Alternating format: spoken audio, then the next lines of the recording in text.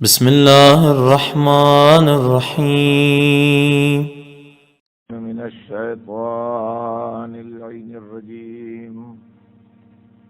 بسم الله الرحمن الرحيم.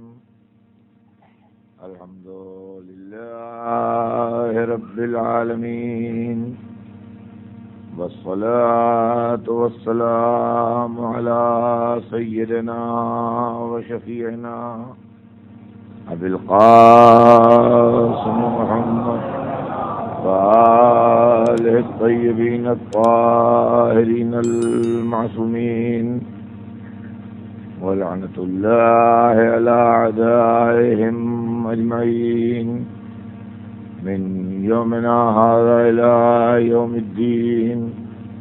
أما بعد، فقد قال الله سبحانه تبارك وتعالى في كتابه المبين، وهو أصدق الصادقين: اهدنا الصراط المستقيم. صلوات بإذن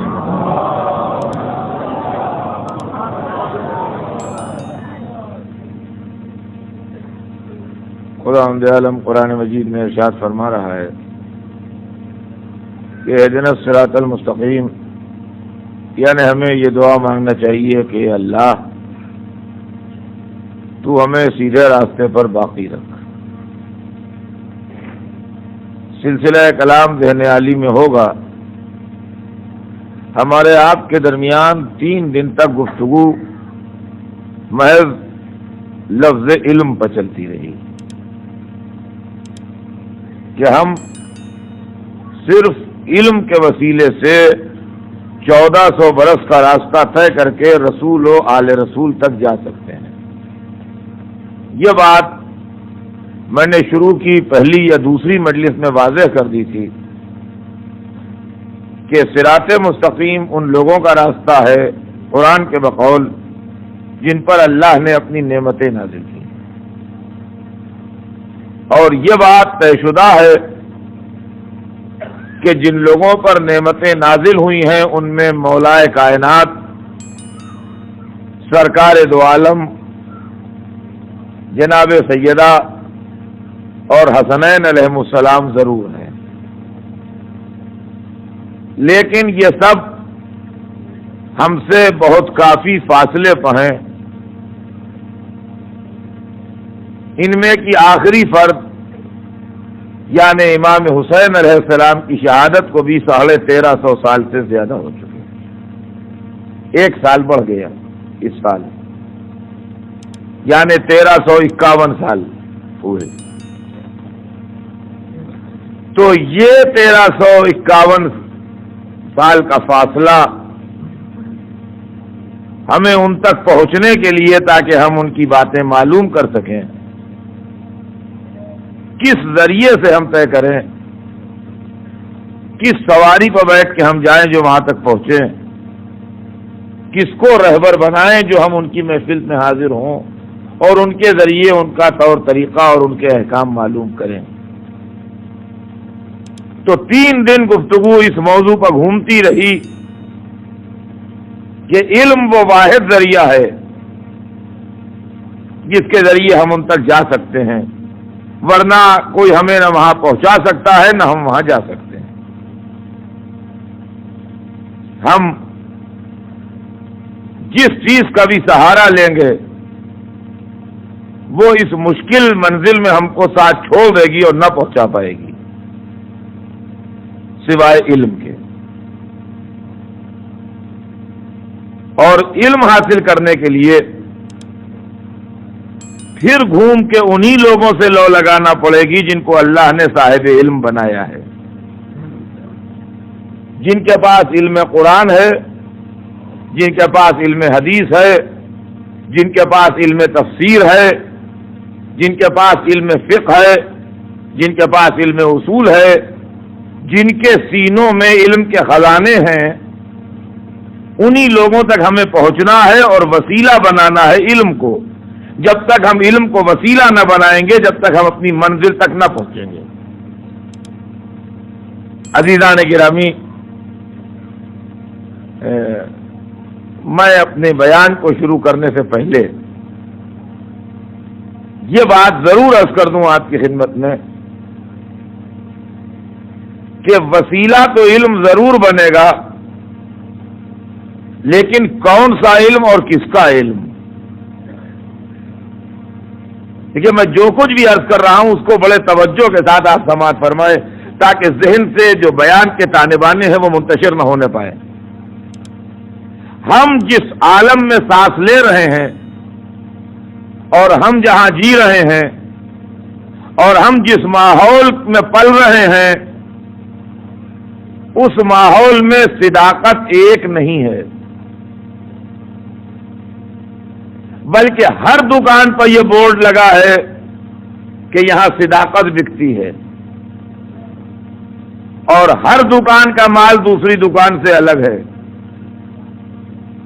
اگر مال کی کوالٹی ایک ہوتی تو ہم کہتے ہمارے شہر میں صداقت کی 50 دکانیں ہیں، کہیں سے بھی جا کے صداقت لے لو۔ عالم اسلام میں سب سے بڑی پریشانی ہم کو یہ ہے کہ ایک تو ہم چھوٹے مسلمان ہیں، اس لیے ہر ایک ہمیں ڈانٹ رہا ہے۔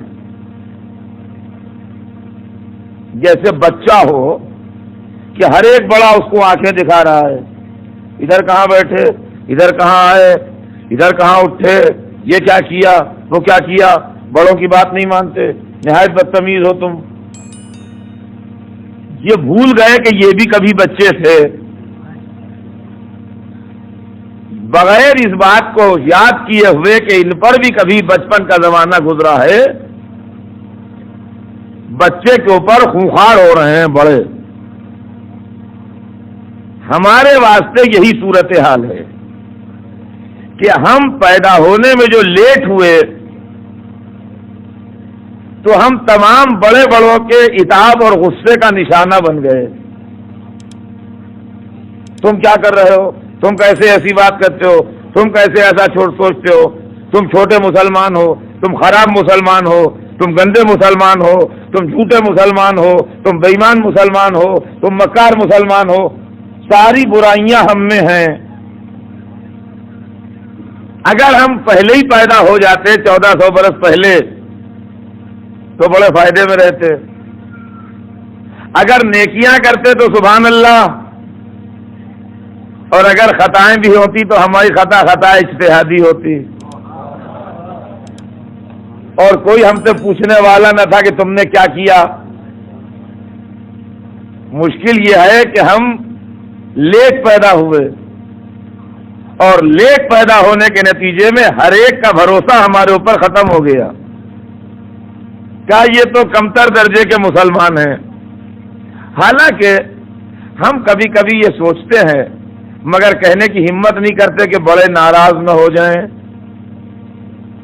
ورنہ کبھی کبھی ہم یہ سوچتے ہیں کہ اگر ایک پلس پوائنٹ ان کے پاس تھا تو ایک پلس پوائنٹ ہمارے پاس بھی ہے۔ ان کا پلس پوائنٹ یہ تھا کہ انہوں نے اپنی آنکھوں سے سب کچھ دیکھا، حضور کو بات کرتے ہوئے دیکھا، سنگریزوں کو تسبیح کرتے ہوئے دیکھا، چاند کو دو ہوتے ہوئے دیکھا، سورج کو پلٹتے ہوئے دیکھا۔ یہ ان کا پلس پوائنٹ ہے جو ہمیں نصیب نہیں ہوا، مگر ایک پلس پوائنٹ ہمارا بھی ہے، وہ دیکھ کے ایمان لائے، ہم بے دیکھے ایمان لائے۔ اور ہمارا میں ایسا نہیں ہے کہ دونوں پلس پوائنٹ انہی کے ہیں، ایک ہمارا بھی ہے کہ وہ دیکھ کے ایمان لائے ہیں جس بات پر ہم بے دیکھے ایمان لائے۔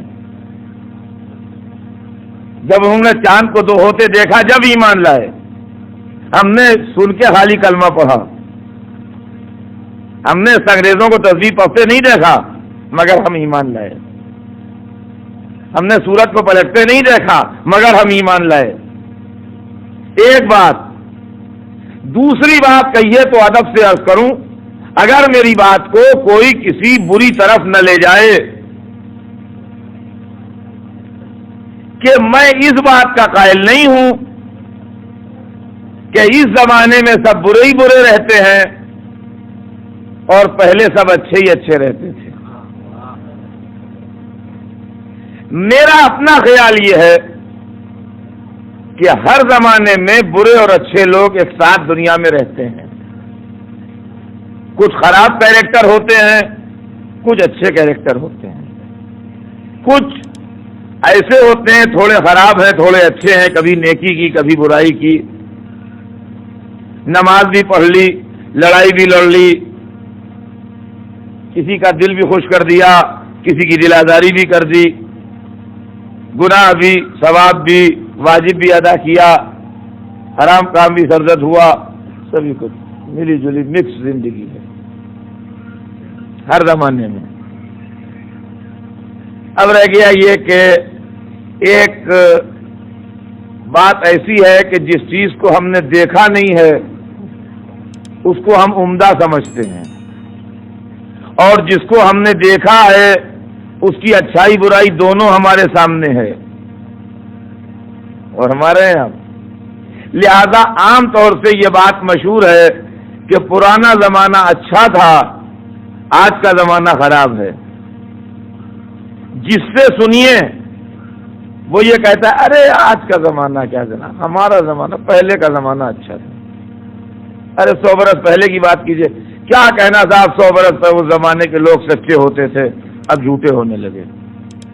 اس زمانے کی دوستیاں اصلی ہوتی تھیں, اب دوستی غرض کی ہوتی ہے. اس زمانے میں یہ بات تھی اب یہ بات نہیں ہے, اس زمانے میں یہ بات تھی اب یہ بات نہیں ہے. یہ بڑا زبردست پروپیگنڈا ہر زمانے میں ہے. میرا خیال یہ کہ ایسا نہیں ہے. آج بھی اچھے لوگ ہیں, کل بھی خراب لوگ تھے. آپ 200 برس پہلے چلے جائیے, ریکارڈ اٹھا کے دیکھیے, کیا جائیدادوں کے لیے مقدمے نہیں چلتے تھے؟ کیا بھائی بھائی کو محروم نہیں کرتا تھا؟ کیا باپ بیٹے کے درمیان جھگڑے نہیں ہوتے تھے؟ آپ 400 برس پرانی تاریخ اٹھائیے, کیا باپ کو قتل کر کے قید کر کے اور بھائیوں کو قتل کر کے حکومت چھین لینا کوئی اچھے آدمی کا کام تھا؟ آپ 800 برس پرانی تاریخ اٹھائیے, کیا شہروں میں آگ لگا کے سروں کے مینار بنانا کوئی اچھا کام تھا؟ آپ 1200 برس پہلے کی تاریخ اٹھائیے, کیا انسانی خون کا گارا بنا کے عمارت تعمیر کرنا کوئی عمدہ کام تھا؟ آپ 1350 برس کی تاریخ اٹھائیے, کیا رسول کے نواسے کو شہید کرنا کوئی اچھا کام تھا؟ آپ اس کے پہلے کی تاریخ اٹھائیے, کیا نمازی کے سر پر مسجد میں تلوار مار دینا کوئی اچھا کام تھا؟ جی تو یہ تصور کرنا کہ پہلے کے لوگ اچھے ہی اچھے ہوتے تھے, میں اس کا قائل نہیں ہوں کہ پہلے کے لوگ اچھے اچھے ہوتے تھے. اچھے بھی ہوتے تھے اور برے بھی ہوتے تھے. اس کے پہلے چلے جائیے, کیا اللہ کے سب سے بڑے نبی کو پتھر مارنے والے اچھے لوگ تھے؟ کیا وطن سے نکالنے والے اچھے لوگ تھے؟ اور اس سے پہلے چلے جائیے, کیا اللہ کے ایک معصوم اور عظیم المرتبہ اولو العزم نبی کے لیے سولی لانے والے اچھے لوگ تھے؟ اس کے پہلے چلے جائیے, کیا پیغمبر کو چھوڑ کے گوشالہ پرستی کرنے والے گائے کے بچڑے کو پوجنے والے اچھے لوگ تھے؟ اس کے پہلے چلے جائیے, کیا نبی کو چھوڑ کے نمرود کو خدا ماننے والے اچھے لوگ تھے؟ اس کے پہلے چلے جائیے, کیا نوح کو پتھر مار مار کے بت پرستی کرنے والے اچھے لوگ تھے؟ اس کے پہلے چلے جائیے, دنیا میں بڑا سناٹا ہے, ایک ہی گھر کی بستی ہے, اس میں 2 ہی لڑکے ہیں, ایک قاتل ہے ایک شہید ہے. اب اس کے پہلے دنیا ہی نہیں ہے, نہ پرانا زمانہ ہے. تو معلوم ہوا سب سے پرانا زمانہ جو تھا وہ حضرت آدم کا زمانہ ہے اسلامی نقطۂ نظر سے. اس سے پرانا کوئی زمانہ نہیں ہے جس میں انسانی وجود ہو. تو سب سے پرانے زمانے میں اور سب سے پہلے والے گھر میں جو 2 لڑکے تھے ان میں 2 طرح کا کیریکٹر تھا, ایک شہید ایک قاتل. یہ میرا آپ کا گھر نہیں تھا, یہ نبی کا گھر تھا. تو ایک نبی جو پہلا نبی اس دنیا میں آیا، اس کے دو لڑکوں میں ایک لڑکا اچھا تھا، ایک برا تھا. اس کے بعد جو بڑے نبی آئے نوح، دیکھیے بڑی توجہ چاہتا ہوں آپ کی، اس کے بعد جو بڑے نبی آئے جناب نوح، ان کے بیٹوں میں ایک بیٹا کافر تھا جس کا ذکر قرآن میں ہے. فرمایا آپ نے. اس کے بعد کے زمانے میں ایک بہت بڑے نبی گزرے ہیں جناب ابراہیم. ان کے خاندان میں انہی کے پوتے پڑوتے جو تھے جناب یعقوب کے بیٹے، وہ اتنے ظالم تھے کہ اپنے بھائی کو کنویں میں ڈھکیل آئے. یہ بہت بڑا گھرانہ تھا، باپ نبی، دادا نبی، پردادا نبی، چچا نبی، دادا کا چچا، بھائی نبی. معلوم یہ ہوا کہ شخصیتیں گھرانوں کی بنیاد پر، رشتوں کی بنیاد پر، جہاں رہتے یا بیٹھتے ہیں اس کی بنیاد پر نہیں پرکھی جائیں گی. اسلام میں کیریکٹر کی بنیاد پر پرکھی جائیں گی. یا آپ سمجھ لیجئے اس بات کو.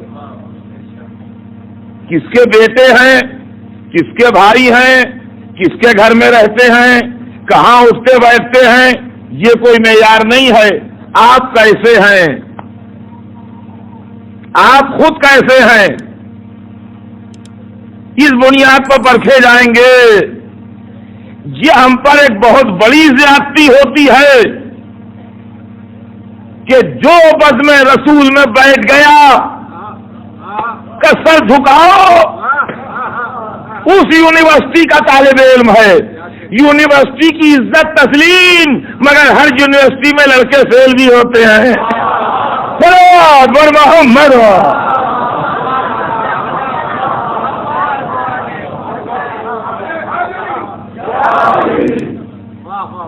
سمجھ لیجیے آپ، یہ وہ معاملے ہیں جن میں ایک مسلمان کا دماغ الجھتا ہے.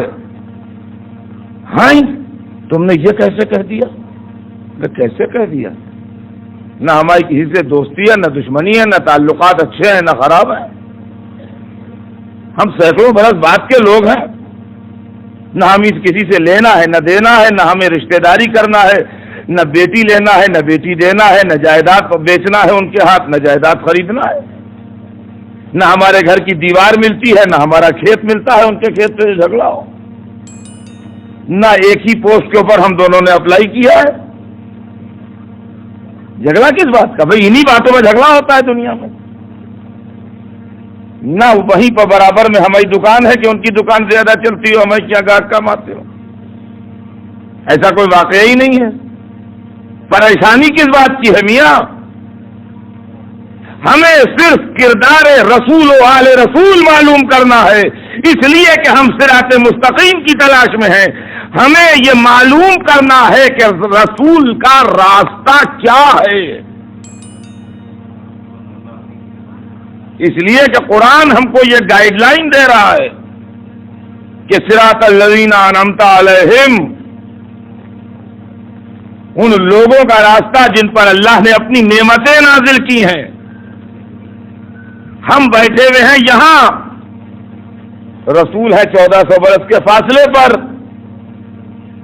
کسی نے ہم سے کہا حضور کا راستہ یہ تھا، کسی نے کہا راستہ یہ تھا، کسی نے کہا راستہ یہ تھا، کسی نے کہا راستہ یہ تھا. اگر سب مل کے ایک ہی راستہ بتا رہے ہوتے تو کوئی پریشانی کی بات ہی نہیں تھی. آنکھیں بند کر کے اسی پر چلتے. لیکن لوگوں نے چونکہ راستے الگ الگ بتائے، اس لیے ہمیں پریشانی ہوئی کہ ہم جا کے خود بزم رسول تک دیکھے کہ حضور کا راستہ کیا تھا. اب اس کے لیے ہمیں کوئی وسیلہ اور ذریعہ تلاش کرنا ہے کہ جس کے ذریعے سے ہم رسول تک جائیں اور سیرت معلوم کریں. سیرت بیان کرنے والے علماء ہر سال حضور کی ولادت کا جب موقع آتا ہے مبارک تو جگہ جگہ جلسے ہوتے ہیں، لیکن وہاں بھی پریشانی ہوتی ہے. کہیں پوسٹر نکلتا ہے جشن میلاد النبی، کہیں پوسٹر نکلتا ہے جلسہ سیرت النبی. یہ نکتہ ہے، یا آپ اپنے شہروں میں جا کے دیکھیے گا. جو متوجہ نہ ہو میں ان کو آج متوجہ کرتا ہوں. کراچی میں، لاہور میں، بمبئی میں، کلکتے میں، لکھنؤ میں، دلی میں، اسلام آباد میں، جہاں دل چاہے دیکھ لیجیے آپ. پورے سب کانٹیننٹ میں اردو اسپیکنگ جہاں رہتے ہیں، دو طرح کے پوسٹر نکلتے ہیں. جشن میلاد النبی ہوتا ہے لکھا ہوا ایک میں، اور ایک میں ہوتا ہے جلسہ سیرت النبی. ہم سیدھے سادے مسلمان سمجھتے ہیں ایک ہی ہے. یہ ایک ہی نہیں ہے، یہ دو ہیں. اب اگر آپ ابھی تک متوجہ نہیں ہیں تو اب متوجہ ہو جائیے گا. جہاں کے ہیں آپ، جب آپ وہاں جائیے گا اور 12 ربیع الاول آئے تو متوجہ ہو جائیے گا. پوسٹر ہر جگہ نکلتے ہیں. جشن میلاد النبی میں جب آپ جائیے گا تو جب جلسہ ختم ہوگا تو جو میلاد شریف پڑھ رہے ہیں جو بزرگ، وہ کھڑے ہوں گے اور کہیں گے السلام علیکم یا رسول اللہ.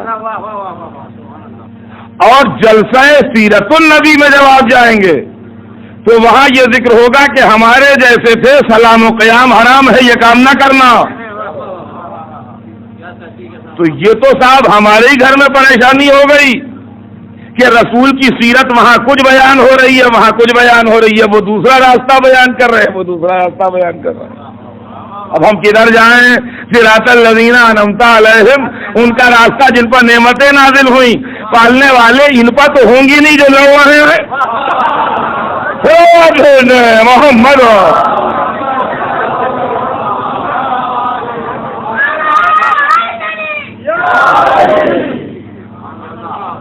ان کا راستہ جن پر نعمتیں نازل ہوئی ہیں.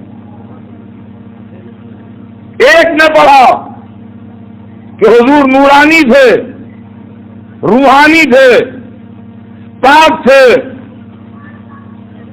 دوسرے نے کہا ہمارے سے تھے، ایک بشر تھے، معمولی حیثیت کے تھے، مٹی کے بنے تھے. ایک نے کہا یا محمد، دوسرے نے کہا یا ہٹاؤ، پکارنا کیسا، وہ مر چکے ہیں. بس یا کا لفظ ہٹاؤ، یا کا لفظ شرک ہے. ایک کہتا ہے پڑھے لکھے تھے، ایک کہتا ہے پڑھے لکھے تھے ہی کہاں، ہم نے کہیں پڑھا تھا. جو پڑھے لکھے ہوتے، یہ عجیب و غریب اختلافات ہیں. ان کا یہ تو مولویوں کے اختلاف ہیں، تو پھر کس کے پاس جائیں جہاں اختلاف نہ ہو؟ کا کتابیں پڑھو. کتابوں کے برق الٹنا شروع کیے، یہ حدیث، وہ حدیث، وہ حدیث. کہ نہیں یہ حدیث غلط ہے. حدیث و غلط، اس نے قال رسول اللہ لکھا ہے، اب کیسے کہہ رہے ہیں غلط ہے؟ زبان سنبھال کے بولیے. معاذ اللہ حدیث کو غلط کہہ رہے ہیں، حضور غلط کہیں گے؟ کہا نہیں آپ سمجھے نہیں، معاذ اللہ حضور نہیں غلط کہیں گے، کسی نے حضور کے نام سے گڑھ کے رکھ دی، حضور نے کہا ہی نہیں. ہائے ہائے، تو یہ کب گڑھ کے رکھ دی؟ اس کا مطلب یہ ہے کوئی یہودی تو گھر میں آیا نہیں ہوگا، کوئی عیسائی تو گھر میں آیا نہیں ہوگا، کوئی کافر تو گھر میں آیا نہیں ہوگا. یہ مسلمانوں ہی میں کچھ ایسے پیدا ہوئے توجہ چاہتا ہوں، مسلمانوں ہی میں کچھ ایسے پیدا ہوئے جنہوں نے حضور کے نام سے حدیثیں گڑھ کے شامل کی اسلام میں. تو اس کا مطلب یہ ہوا کہ مسلمانوں ہی میں حدیثوں کے سوداگر بھی پیدا ہوئے. توجہ چاہتا ہوں، مسلمانوں ہی میں حدیثوں کے سوداگر بھی پیدا ہوئے. اسی لیے علماء اسلام کے ذہن میں یہ بات آئی کہ سچی حدیثوں کے موتیوں میں جھوٹی حدیثوں کے امیٹیشن اتنے مل گئے ہیں کہ کہیں ایسا نہ ہو کہ اصلی اسلام غائب ہو جائے. توجہ چاہتا ہوں عزیزان گرامی، کہیں ایسا نہ ہو کہ اصلی اسلام ان جھوٹی حدیثوں کے ریلے میں غائب ہو جائے. تو علماء نے بڑی خدمت اسلام کی کہ حضور کے 250 برس کے بعد چھان پھٹک کر کے صحیح حدیثیں یکجا کی. ہمیں بڑی خوشی ہوئی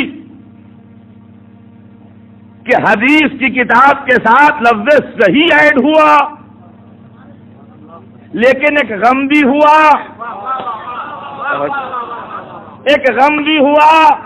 کہ لفظ صحیح اشارہ کرتا ہے کہ کچھ غلط بھی ہے.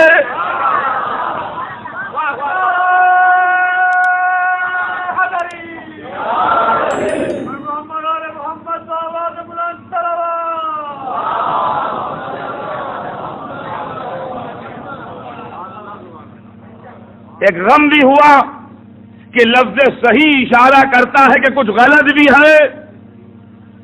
تو یہ 250 برس رسول اللہ کے بعد،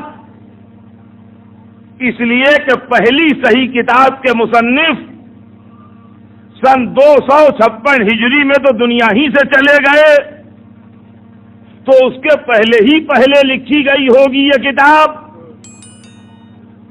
یعنی رسول اللہ کے 250 برس کے اندر، تو حضور کے 250 برس کے اندر ایسے لوگ پیدا ہو گئے جو حضور کے نام کی تجارت کرنے لگے. آپ غور کیجئے، چلو غنیمت تھا، جو ہوا، جو برا کرے گا بری سزا پائے گا، اس کو تو ثواب ہی ملے گا جس نے صحیح جمع کر دی. لیکن صداقت ہمیشہ ایک ہوتی ہے، اور جب دو ہو جائیں تو مشکوک ہو جاتی ہے. کاش کتاب ایک رہتی، ایک کی 6 بنی تو صداقت بھی صلوات پر محمد.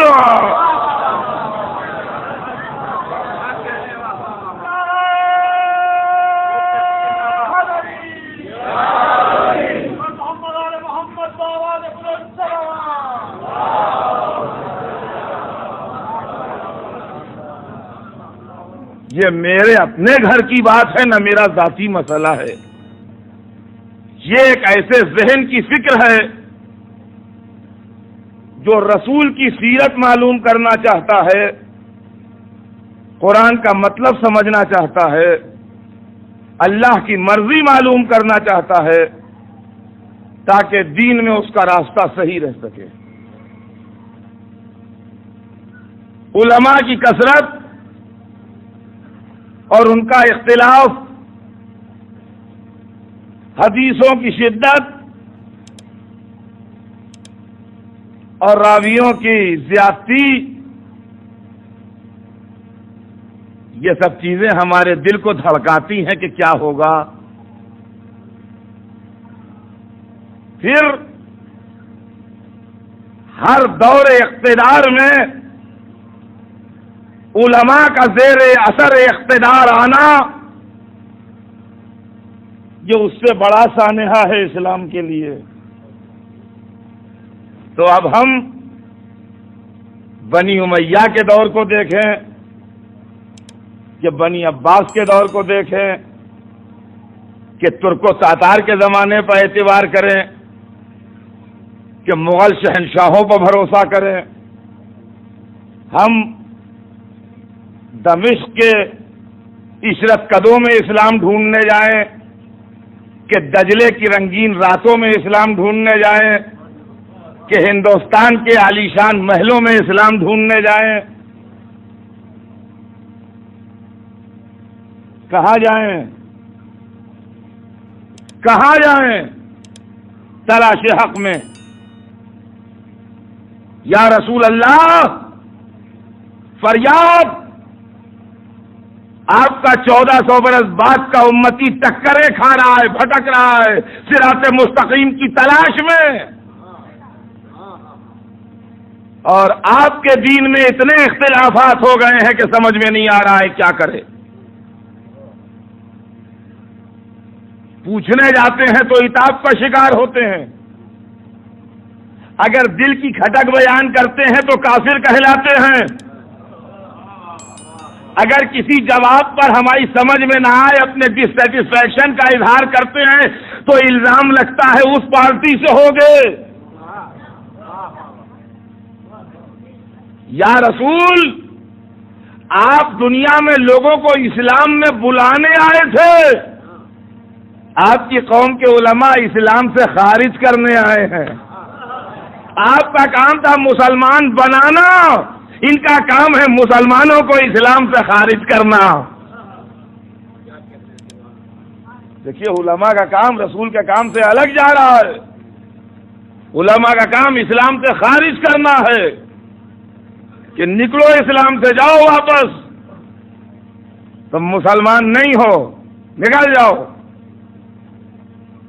یہ حالت ہو رہی ہے عالم اسلام کی، ہم کیا کریں؟ تو رسول آپ ذمہ دار ہیں، ہم کسی کو نہیں جانتے، ہم نہ علماء کو جانتے ہیں، نہ محدثین کو جانتے ہیں، نہ مقررین کو جانتے ہیں، نہ کتابوں کو جانتے ہیں۔ اللہ نے ہمارے لیے نہ علماء بھیجے ہیں، نہ مقرر بھیجے ہیں، اللہ نے آپ کو بھیجا ہے۔ ہم تو آپ ہی سے فریاد کریں گے اور آپ ہی سے کہیں گے آپ نے ہمارا کیا انتظام کیا؟ نے کہا حضور اب سنیں گے، اتنی ٹکریں کھا چکے، اتنی رسوائیاں اٹھا چکے، اتنی ذلتیں جھیل چکے، اب سنیں گے، ارشاد ہو۔ کہا کیا تم نے نہیں سنا میرا یہ قول کہ انی تارکن فیکم الثقلین کتاب اللہ و عطرتی؟ میں تم میں دو چیزیں چھوڑ کے جاتا ہوں، ایک اللہ کی کتاب، ایک اپنی عطرت۔ کہا جی سنا تو تھا، کہا تو غور نہیں کیا۔ کہا کیا تم نے نہیں سنا تھا کہ مثل اہل بیتی کا مثل سفینۃ نوح، میرے اہل بیت کی مثال نوح کی کشتی کی سی ہے؟ کہا جی سنا تو تھا۔ کہا بھی طوفان آیا تو کشتی میں کیوں نہیں آئے؟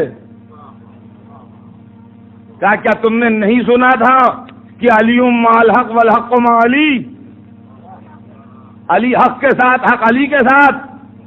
کہا جی ہاں یاد تو آتا ہے، سنا تھا۔ کہا پھر اس کے بعد تلاشی حق میں بھٹکے کیوں؟ کہا کیا تم نے نہیں سنا رہا کہ الحسن والحسین سیدہ شباب اہل جنہ؟ کہا جی سنا تو تھا۔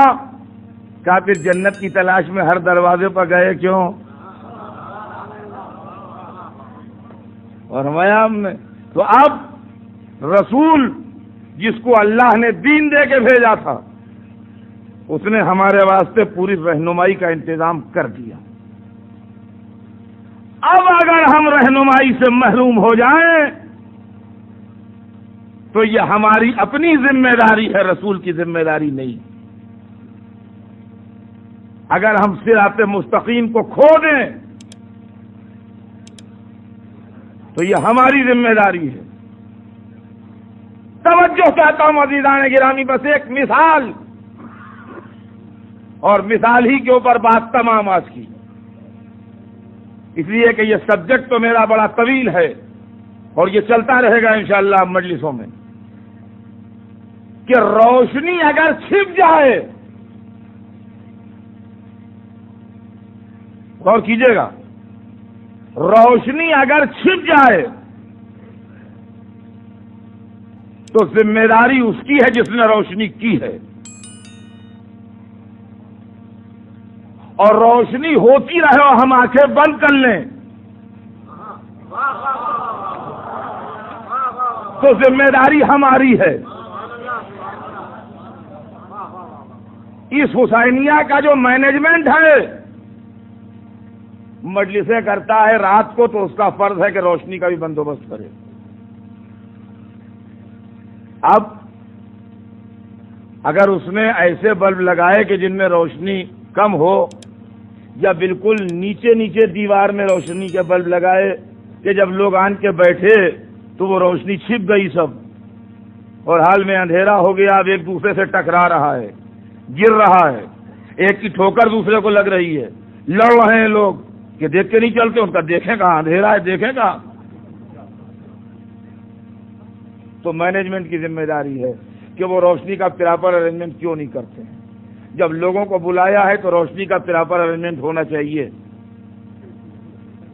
اور اگر انہوں نے اوپر لگا دیے سب بلب اور جھاڑ اور فانوس اور کول اور شینڈلر سب روشن کر دیے، مرکری روشن کر دی، حال میں خوب روشنی ہو گئی، اب جو آ رہا ہے نیچے سے وہ آنکھوں پٹی باندھ کے آ رہا ہے، تو اب مینجمنٹ کی ذمہ داری نہیں ہے۔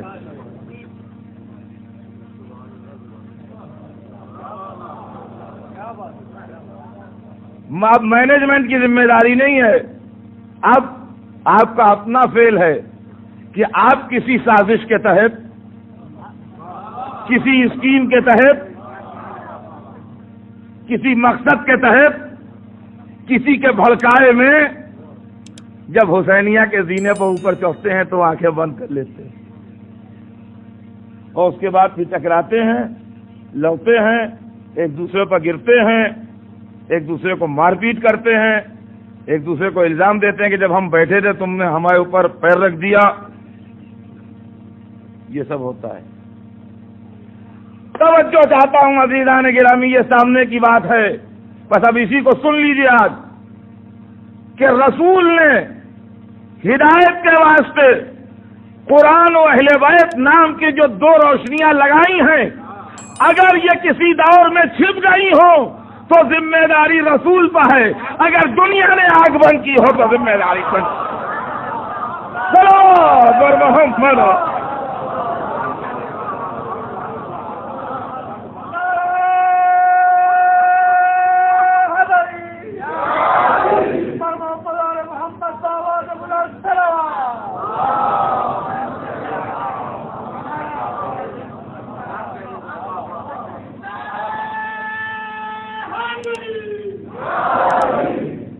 سنیے، میں آج بالکل ایک نئے انداز سے علی کا معجزہ سناؤں، بالکل ایک نیا انداز جو کبھی اس سے پہلے نہ عرض کیا ہو، کہ دنیا نے دھول اڑائی تاکہ اس آفتاب کی روشنی دنیا تک نہ آئے جس کا نام علی تھا۔ آفتاب تک تو پہنچنا بس میں نہیں ہے، لیکن 100-200 آدمی مل کے رمل اڑانے لگے کہ فضا میں گرد چھا جائے تاکہ آفتاب کی روشنی کم ہو جائے۔ لیکن خدا کی قسم طول تاریخ میں ایک دن بھی ایسا نہ گزرا، چاہے وہ دور بنی امیہ ہو یا دور بنی عباس ہو یا آٹومن ٹرکس کا زمانہ ہو یا ہندوستان کے اندر وہ دور ہو جن میں تعصب کی ہوائیں چلتی تھیں، لیکن ایک دن بھی اس طول تاریخ میں ایسا نہ گزرا کہ جب نہ صرف یہ کہ علی کی فضیلت کا آفتاب جگمگاتا رہا بلکہ اس کی گونج اور اس کی صدائیں بھی سنائی دیتی تھیں۔ اب ریکارڈ کہاں سے ملے؟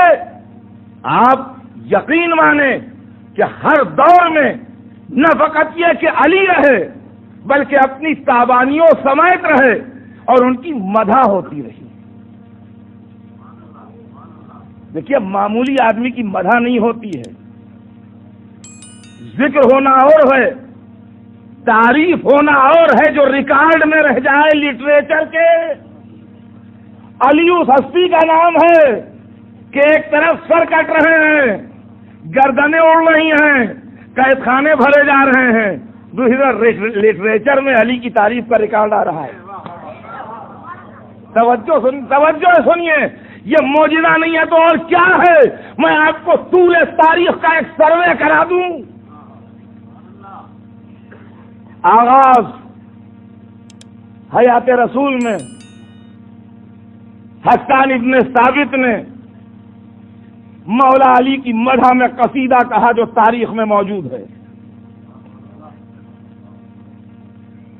18ویں ذی الحجہ روز غدیر کے دن حسان ابن ثابت نے مدح علی میں رسول اللہ کے سامنے قصیدہ کہا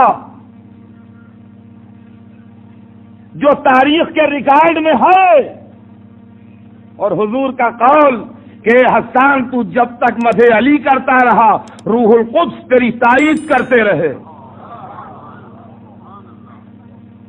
چلو ایک مسئلہ تو حل ہی ہو گیا کہ بدعت وہ ہے جو رسول کے زمانے میں نہ ہوا ہو بعد میں ہو، سنت وہ ہے کہ جو رسول کے سامنے عمل ہوا ہو، تو مدح علی سنت ہے۔ اب جس کو تابع سیرت و سنت رہنا ہے وہ مدح علی کرے۔ صلوات بھیجیں محمد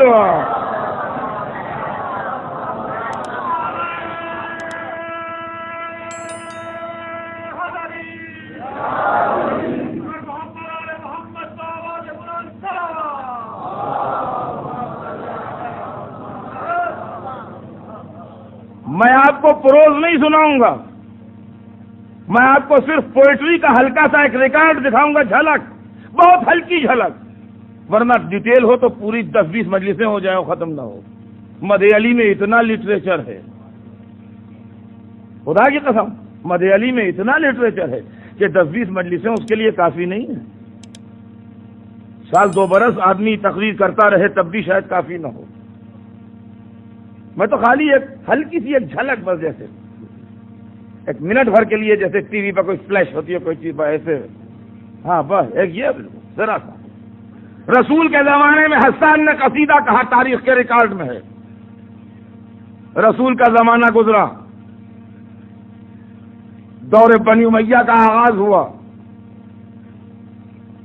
علی کی مخالفت کرنے والے لوگ ایک جگہ جمع ہیں، شام کا حاکم اور اس کا بیٹا یزید بیٹھا ہے، پرائیویٹ محفل ہے۔ علی کی تعریف میں شعر کہا، یہ چاہنے والے کا شعر نہیں ہے، جو صفین میں تلوار لے کے قتل کرنے نکلا تھا اس کا شعر ہے۔ جی دوستوں کے شعر تو سب کو ملیں گے، دشمنوں کا شعر سنیے۔ تاریخ کا ریکارڈ کہتا خیر البریت بعد احمد حیدر الناس ارض والوسیع سماء، بہترین خلق احمد کے بعد حیدر ہیں۔ یہ حاکم شام کا شعر ہے۔ عقیدہ کیا ہے، عمل کیا ہے؟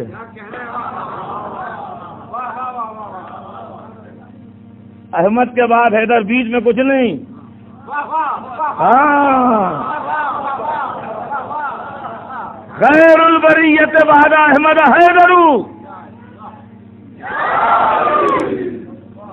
بہترین خلق۔ اور دیکھیے اس کے اندر پوئٹک بیوٹی بھی، اول تو میرے پاس اتنا ٹائم ہی کہاں کہ جو میں اتنے شارٹ ٹائم میں آپ کو اس کی پوئٹک بیوٹی سمجھاؤں کہ کیا ہے، لیکن اتنا سن لیجئے کہ خیر البریہ کا لفظ مولا کے لیے قرآن میں استعمال ہوا ہے، وہ قرآنی لفظ یہاں استعمال کر رہا ہے، یہ شاعرانہ خوبی ہے۔ خیر البریت بعد احمد حیدر، بہترین خلق احمد کے بعد حیدر ہیں۔ الناس ارض، لوگوں کی حیثیت ایسی ہے جیسے زمین، والوسیع سماء، اور وسیع ایسا ہے جیسے آسمان۔ دیکھیے علی کس آفتاب کا نام ہے، علی کس آفتاب کا نام ہے جس کو دشمن کی نظر جب غیر کے ساتھ دیکھتی ہے تو زمین آسمان کا فرق محسوس کرتی ہے۔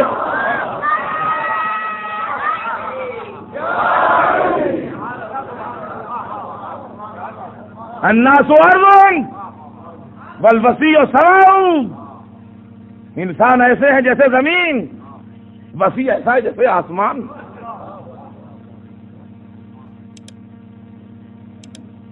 وہ تاریخ کا سب سے بڑا ظالم شعر کہتا ہے، یزید نے شعر بھی کہا اور اپنے باپ پر ٹانٹنگ بھی کی۔ جی کہتا ہے کملی حدن شہدت لہا ذراؤہا والحسن ما تشد به الذراء، علی کی مثال ایک ایسی حسینہ کی ہے کہ جس کے حسن کی اس کی صوتیں تعریف کریں۔ اب شعر دیکھیے گا کیا ہے، اور حسن تو وہی حسن جو صوتیں گواہی دے۔ دیکھیے صوت کبھی اپنی صوت کی صورت کی تعریف نہیں کرے گی، یہ تعریف بھی کی، اس پر چوٹ بھی کی کہ مقابلے پر بھی آتے ہو، مدح بھی کرتے ہو۔ صلوات بر محمد۔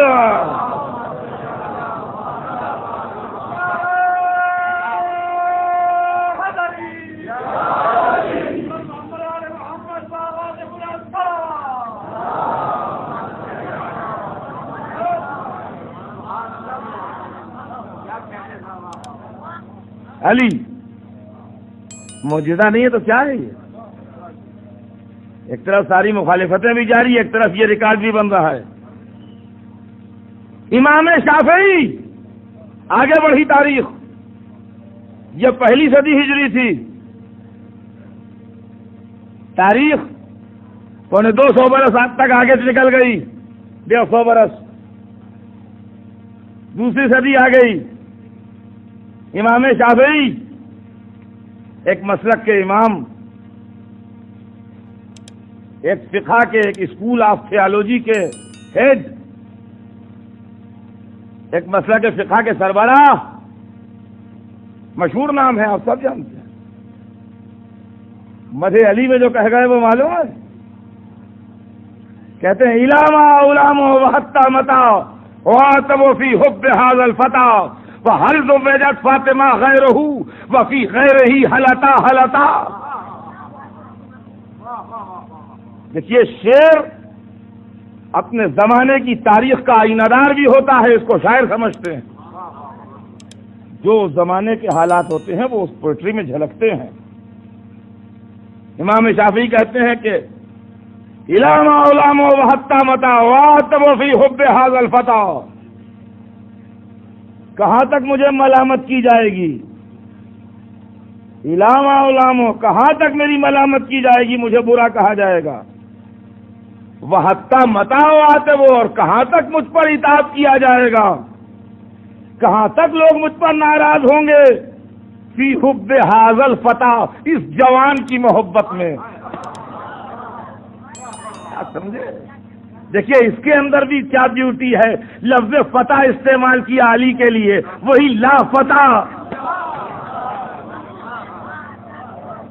وہی لا فتح والا فتح ہے یہ۔ علامہ علامہ وحتی متا واتب فی حب هذا الفتى، کہاں تک مجھے اطاعت کیا جائے گا اس جوان کی محبت میں؟ اور اس کے بعد کہتے ہیں دو فضیلتیں بیان کرتا ہوں، اس کا جواب لے آؤ۔ دیکھیے دور آگے بڑھا تو استدلالی رنگ پیدا ہوا شاعری میں۔ یہ تو سب ٹائم ہوتا تو میں آپ کو ایک ایک جزیات اس کے پڑھ کے بتاتا۔ کہتا ہے کہ فَهَلْ زُوِّجَتْ فاطمہ غیرہ وفی غیرہ حلتا حلتا، کہتے ہیں امام شافعی کہ میں دو فضیلتیں بتاتا ہوں علی کی، اس کا جواب لے آؤ۔ فَهَلْ زُوِّجَتْ فاطمہ غیرہ، فاطمہ ان کے علاوہ بھی کسی سے بیاہی گئی؟ فَهَلْ زُوِّجَتْ فاطمہ غیرہ، کیا علی کے علاوہ بھی فاطمہ کی تزویج شادی کسی سے ہوئی؟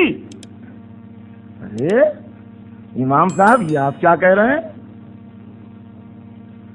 فاطمہ تو ایک بیٹی تھی،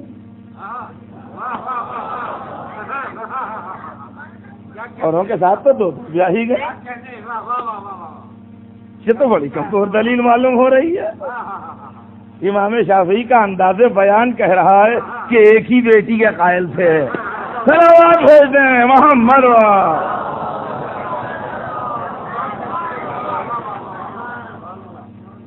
فَهَلْ زُوِّجَتْ فَاطِمَةُ غَيْرُهُ، کیا فاطمہ ان کے علاوہ بھی کسی سے بیاہی گئیں؟ فاطمہ کی شادی ان کے علاوہ بھی کسی سے ہوئی؟ وفی غیر ہی حلتا، اور کیا ان کے علاوہ بھی کسی کے لیے سورہ حلتا آیا؟ کیا علی کے علاوہ بھی کوئی ایسا بندہ گزرا جس کی شان میں سورہ حلتا آیا ہو؟ رضیدان گرامی، سلسلہ آگے بڑھتا ہے، وقت تمام ہو رہا ہے، بات تمام کروں، سلسلہ آگے بڑھتا ہے، اور پوئٹری، پرشین پوئٹری آتی ہے عربی پوئٹری کے بعد۔ تو شیخ فرید الدین عطار سیر و سلوک کے پیر طریقت اور صوفیوں کے بہت بڑے رہنما اور اس مسلک کے طریقت کے بہت بڑے پیر شیخ فرید الدین عطار مشہور ہیں اپنے اس طبقے میں جو صوفیوں کا طبقہ ہے، مشہور ہے ان کی مثنوی۔ جب علی کا ذکر آ جاتا ہے، جب علی کا ذکر آ جاتا ہے تو کہتے ہیں کہ السنانش لافت آمد پدید والسنانش حلت آمد پدید۔ جو لوگ شاعری جانتے ہیں وہ یہ بھی جانتے ہوں گے کہ صنعت تجنیس میں ہے یہ شعر، ایک آواز میں دو معنی نکلتے ہیں۔ السنانش علی کی نیزے بازی وہ ہے، لافتہ آمد پدید جس سے لافتہ آیا، والسنانش وہاں سنانش ہے یہاں سنانش ہے، اور تین روٹیوں میں لافتہ آمد پدید، حلتا آمد پدید، حلتا آیا، یعنی میدان شجاعت میں نکلے تو لافتہ منگایا، میدان سخاوت میں نکلے تو حلتا آیا۔ اور انہی کے پائے کہ دوسرے بزرگ صوفی شاعر مولانا روم، ان کو تو ایک ایسا نکتہ مل گیا جیسا کسی کو نہ ملا مدح علی میں۔ میں کسی موقع پر یہاں پہنچ چکا ہوں مگر اس کو ایک دوسرے ریفرنس میں۔ مولانا روم بہت بڑے شاعر جن کی مثنوی تاریخ تصوف میں عظیم چیز سمجھی جاتی ہے، مولانا روم نے بالکل نئے انداز سے مدح علی کی، شاید انہی کو یہ حصہ مل گیا ان کی تقدیر سے۔ مولانا روم نے ایک واقعہ نظم کیا، فرضی واقعہ، کہانی اپنی مثنوی میں، کہ ایک کسان تھا جس کے پاس ایک گائے پلی تھی، وہ اس کے گھر کے آگے جنگل کی طرف بندھی رہتی تھی، آگے گھر کے جنگل تھا۔ ایک اندھیری رات میں شیر آیا اور اس کی گائے کو کھا گیا، اور وہیں بیٹھ گیا جہاں گائے بیٹھی رہتی تھی۔ رات کو اندھیرے میں کسان آیا، اس شیر کو اپنی گائے سمجھا اور اس کو اٹھانے لگا پیر سے ٹہوکے دے دے کے، اور کہنے لگا تجھے کیا ہو گیا ہے جو آج اٹھ نہیں رہی ہے، بیٹھی ہوئی ہے؟ تو مولانا روم نظم کرتے ہیں کہ شیر نے اپنے دل میں کہا کہ تو رات کے اندھیرے میں مجھے دیکھ رہا ہے، اگر دن کی روشنی میں میرا چہرہ دیکھ لے تو تیرا کلیجہ پھٹ جائے۔ دیکھیں یہاں تک سمجھ ہی میں نہیں آتا یہ کہیں گے کیا۔ نظم کرتے ہیں کہ شیر کہنے لگا کسان سے اپنے دل میں کہ تو مجھے رات کے اندھیرے میں دیکھ رہا ہے، اگر دن کی روشنی میں دیکھ لے میرا چہرہ تو کلیجہ پھٹ جائے۔ یہاں سے انہوں نے ٹرن لیا کہ تو علی را در سیاہی دی رہی، ذی سبب غیر اجبر و بغضی رہی، تو نے علی کو جہالت کے اندھیروں میں دیکھا اس لیے غیروں کو ان پر بڑھا دیا، اگر روشنی میں دیکھ لے تو فضائل وہ ہے کہ کلیجہ پھٹ جائے۔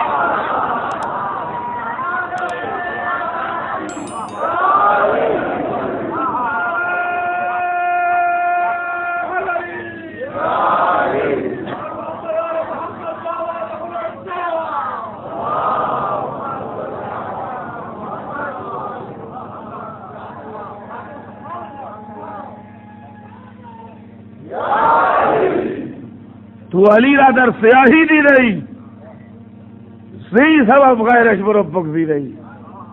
یہ علی علی نہیں ہو رہا ہے، یہ آفتاب کی روشنی کرنیں ہیں جو ہر جگہ پھیل رہی۔ اردو تک آتی ہے شاعری، بڑے مشہور شاعر اردو زبان کے میر تقی میر عجب شعر کہہ گئے مولا علی کی مدح میں. کہتے ہیں وہ وسیع ہے،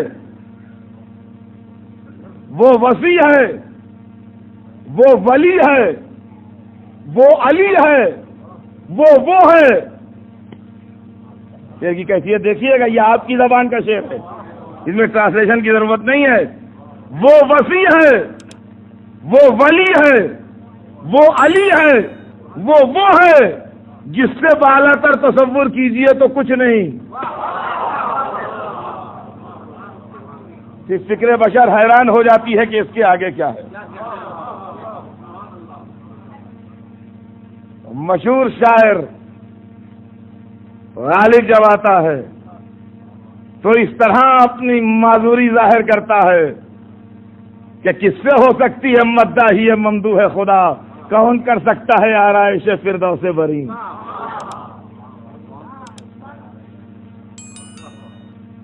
خدا کی قسم جب مدح علی میں آ جاتا ہے انسان تو پھر مزاج بدل جاتا ہے. وہ تو پھر غالب کو جا اور علمی استدلال کو جا، لیکن نہ جانے علی کی محبت کیا دے دیتی ہے کہ وہی غالب جو ساری دنیا میں ایک بڑے شاعر کی حیثیت سے جانے جاتے ہیں، جب مدح علی میں آتے ہیں تو مناظرہ پڑھنے لگتے ہیں. جو رند مشرب ہیں اور جن کی محفل سب کے لیے ہے، جہاں ہندو مسلمان اپنے پرائے کوئی فرق نہیں، لیکن جب علی کی تعریف پڑھ کے وہاں شعر کہتے ہیں تو نہ جانے کیسے بدل جاتے ہیں. کہتے ہیں یہ اجتہاد عجب ہے. پھر سنیے گا، بس وقت تمام، بات تمام کر رہا ہوں. یہ اجتہاد عجب ہے کہ ایک دشمن دین علی سے آ کے لڑے اور خطا کہیں اس کو.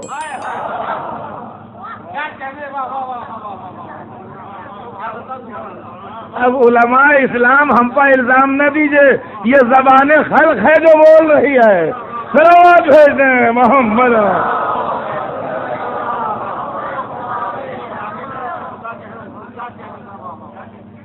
یہ اجتہاد عجب ہے کہ ایک دشمن دین علی سے آ کے لڑے اور خطا کہیں اس کو. اب اس کے بعد جو شعر کہا ہے وہ سنیے گا. کہتے ہیں یزید کو تو نہ تھا اجتہاد کا پایا، برا نہ مانیے اگر ہم برا کہیں اس کو.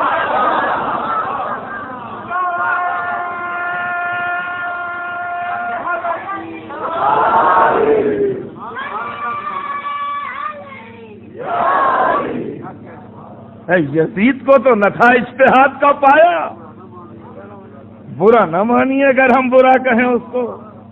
تو اس کا مطلب یہ ہے کہ اس زمانے میں بھی ایسے تھے جو برا مانتے تھے. اور بھائی اس پر ہمیں حیرت نہیں ہوتی، ہم تو برا مانتے نہیں، اس لیے کہ جو جس کا والا ہوتا ہے اس کی طرف سے برا مانتا ہے.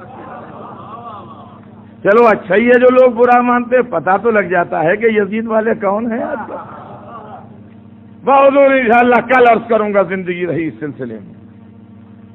یہ بیان کل آگے بڑھے گا. آج تو بس اتنا کہ آج سے 150 برس پہلے کا یہ شعر ہے کہ یزید کو تو نہ تھا اجتہاد کا پایا، برا نہ مانیے اگر ہم برا کہیں اس کو. تو مطلب اس زمانے میں بھی ایسے تھے جو یزید کو برا کہنے پر برا مانتے تھے. ہر زمانے میں لشکر حسین بھی رہا ہے، لشکر یزید بھی رہا ہے. اب فرق ہو گیا حالات میں، تیر و تلوار نہیں ہے آج، پانی بند کرنے کی صلاحیت نہیں ہے آج، لیکن کچھ نہ صحیح تو ظالم کی اعانت الفاظ سے کرنے کی صلاحیت تو ہے. چنانچہ ہم چہرے دیکھ کے پہچان لیتے ہیں کون یزید والا ہے کون حسین والا ہے. جس کو ذکر حسین، ذکر اہل بیت، ذکر حیدر کرار کے اوپر جو چہرے روشن ہونے لگتے ہیں، پہچان جاتے ہیں کہ اگر یہ اس زمانے میں ہوتے تو یا مولا علی کے ساتھ ہوتے یا امام حسین کے ساتھ ہوتے، اور یا کچھ ایسے ہیں جو مزمحل ہو جاتے ہیں، الجھ جاتے ہیں. ہم سمجھ جاتے ہیں اس زمانے میں ہوتے تو یا باپ کے لشکر میں ہوتے یا بیٹے کے لشکر میں ہوتے.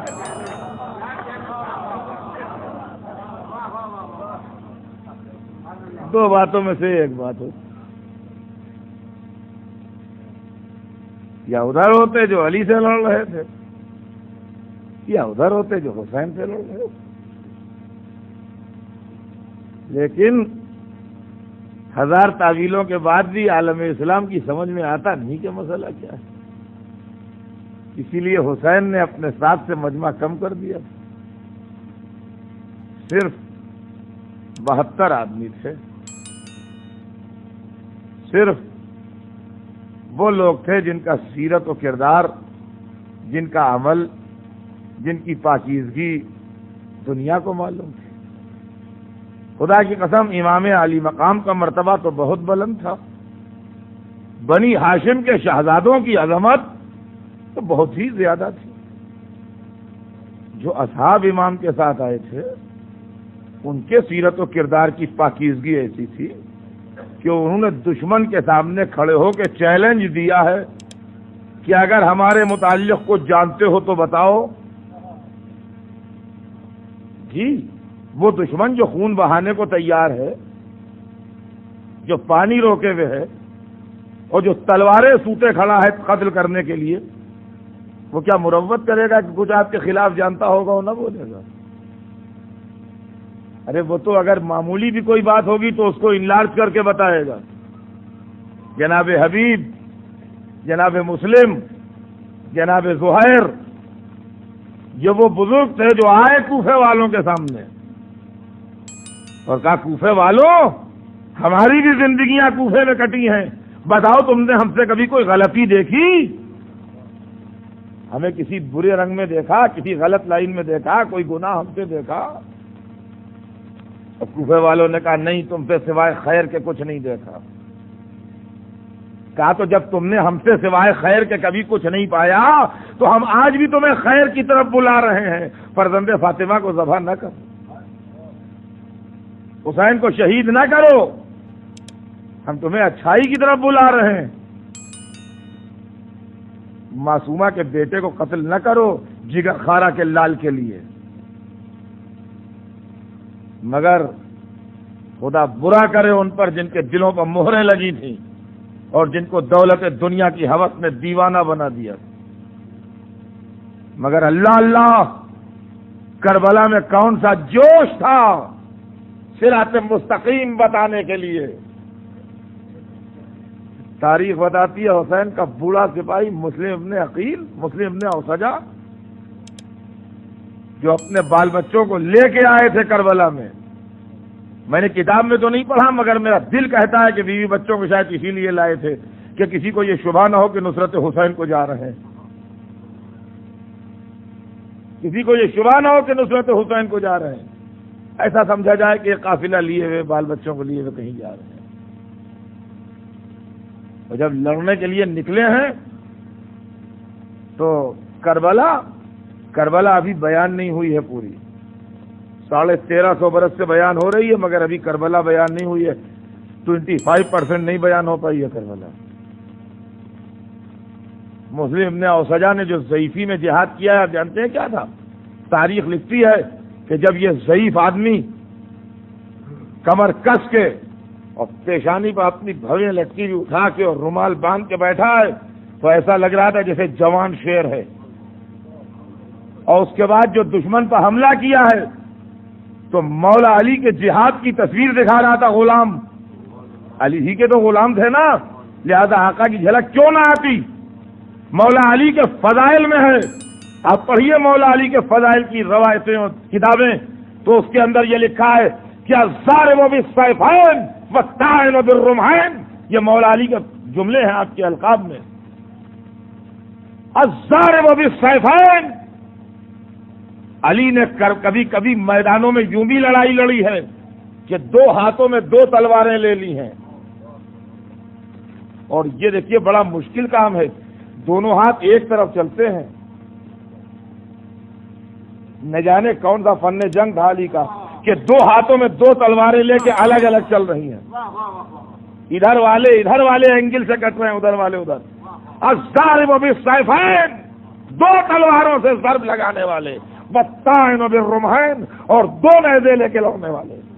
کبھی کبھی علی یوں نکلتے تھے میدان میں کہ دونوں ہاتھوں میں دو نیزے، ادھر والا ادھر کے نیزے سے چھلنی ہو رہا ہے، ادھر والا ادھر کے نیزے سے چھلنی ہو رہا ہے۔ آپ کتاب پڑھیں تو آپ کو شان علی میدان میں ملے گی، الضارب بالسیفین والطاعن بالرمحین۔ یہ علی کا غلام، تاریخ لکھتی ہے کہ جب دشمن قریب آ جاتا تھا تو تلوار نکال کے لوٹتا تھا، اور جب دشمن چھٹک کے دور چلا جاتا تھا تو نیزہ لے کے حملہ کرتا تھا، اور ایسی لڑائی لڑی کہ علمان کا شور بلند ہو گیا، بھگدڑ پڑ گئی لشکر یزید میں، زخمی ہوتے ہوتے، خون بہتے بہتے وہ منزل آئی کہ اب گھوڑے پر سنبھلا نہیں گیا، تو آقا کو سلام کر کے زمین پہ آئے، بندہ پرور آقا، غلام نواز آقا فوراً پہنچ گیا سرانے۔ حبیب ابن مظاہر بھی ان کے دوست تھے، جناب مسلم کے دوست تھے حضرت حبیب بھی، وہ بھی آئے آقا کے ساتھ۔ صورتحال یہ ہے کہ امام نے سر زانو پر لیا، سرہانے امام بیٹھے ہیں مسلم کے، اور حبیب سامنے بیٹھ گئے پائتی، اور زانو میں سردار جوانہ نے جنت جو ملا تو نیند آنے لگی، آنکھیں بند ہونے لگی۔ حبیب نے سوتے ہوئے مسافر کو آواز دی، مسلم، مسلم نے آنکھیں کھولی، کیا ہے حبیب؟ کہا جہاں تم جا رہے ہو وہیں میں بھی آ رہا ہوں، اور تمہارے پیچھے پیچھے میں بھی چل رہا ہوں، آتا ہوں، مگر مسلم عرب کا دستور ہے کہ وصیت کے لیے کہتے ہیں، کوئی بات دل میں ہو تو کہہ دو۔ تاریخ بتاتی ہے اب طاقت جواب دے چکی تھی، سانس اکھڑ چکی تھی، ساری قوت یکجا کر کے ایک جملہ کہا کہ میں تمہیں وصیت کرتا ہوں۔ اس کے بعد شاید طاقت نے ساتھ چھوڑ دیا، کانپتا ہاتھ اٹھا کے حسین کی طرف اشارہ کیا، ان کے لیے وصیت کرتا ہوں۔ حبیب نے کہا مسلم آرام سے جاؤ، جب تک دم میں دم ہے آنچ نہیں آنے دوں گا، آقا کے اوپر پروانہ وار نثار رہوں گا، جب تک میں زندہ ہوں اس وقت تک کسی کی مجال نہیں آنکھ اٹھا کے دیکھ لے۔ میں کہوں گا چاہنے والوں عصر عاشور کو آؤ، حسین آواز دے رہے ہیں، این حبیب، این مسلم۔ کہا دیکھو آقا کا خیال رکھنا، میں یہ تو واقعہ کتاب میں لکھا ہوا ہے، مگر میرا دل کہتا ہے کہ جو وصیت حضرت حبیب کو کی، میں نے کتاب میں نہیں پڑھا، میرے پاس حوالہ اس کا تو ہے، اس کا نہیں، میرا دل کہتا ہے کہ شاید چلتے وقت زوجہ سے بھی یہی کہہ کے آئے ہوں گے۔ حالات آگے کے بتاتے ہیں کہ شاید چلتے وقت یہی بات زوجہ سے کہہ کے آئے ہوں کہ آقا کی نصرت کا خیال رکھنا، اس لیے کہ ادھر حبیب کا لاشا مقتل سے گھر میں آیا، اور ادھر خیمے کا پردہ اٹھا، ایک بچہ نکلا، حسین کے آگے ہاتھ جوڑے، آقا آقا مجھے اجازت دیجیے۔ حسین نے بچے کو دیکھا جس کے سر سے ابھی ابھی باپ کا سایہ اٹھا تھا، کہا پلٹ جا بیٹا پلٹ جا، تیری ماں کے لیے تیرے باپ کا غم بہت ہے۔ تو بچہ آنکھوں میں آنسو ڈبڈبائے، ہاتھ جوڑے، کہتا ہے مولا میری ماں ہی نے تلوار باندھ کے بھیجا، میری ماں ہی نے تلوار باندھ کے بھیجا ہے، ماں ہی نے بھیجا ہے مجھے آپ کے اوپر جان نثار کرنے کے لیے۔ اور ادھر سے در خیمہ سے کنیز پکارتی، آقا یہ کنیز کا ہدیہ ہے، رد نہ کیجیے گا آقا ورنہ میرا دل ٹوٹ جائے گا۔ آقا بڑے ارمانوں سے یہ ہدیہ بھیجا ہے آپ کی خدمت میں، قبول فرما لیجیے گا اسے۔ اور اس طرح تڑپ کے کہا بی بی نے کہ حسین کو سر جھکانا پڑا۔ بچہ مقتل میں چلا گیا۔ اس کو آپ سے بہتر میری بہنیں سمجھیں گی کہ مائیں جب بچوں کو سجاتی ہیں، سنوارتی ہیں، کپڑے بدلواتی ہیں تو ہاتھ اٹھا کے ان کی زندگی کی دعا بھی مانگتی ہیں۔ کربلا کی ماں بچے کو سجا کے سنوار کے سپاہی بنا کے زندگی کی دعا نہیں مانگتی، کہتی ہے میرے لال سر کو نثار کر دے جا کے، بچہ میدان میں گیا، میرے پاس حوالہ رکھا ہوا ہے جس میں لکھا ہے کہ اس بچے نے اتنا چھوٹا تھا کہ دونوں ہاتھوں سے پکڑ کے تلوار چلا رہا تھا۔ اللہ اللہ، کیا وقت پڑ گیا تھا حسین کو،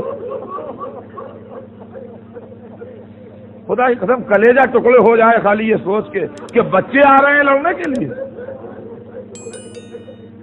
اتنا چھوٹا سا بچہ تھا کہ دونوں ہاتھوں سے تلوار پکڑ کے چلا رہا تھا، ایک ہاتھ میں نہیں۔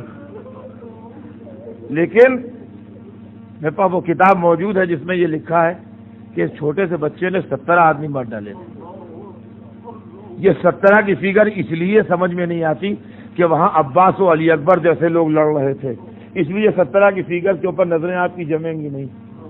لیکن کسی کو چاروں طرف سے دشمن گھیر لیں اور 17 کو مار کے مرے تو دنیا میں بہادری کی دھوم ہو جائے گی، دنیا میں بہادری کی دھوم ہو جائے گی کہ ایسا دلیر آدمی تھا کہ 17 آدمیوں کو مار کے مرا،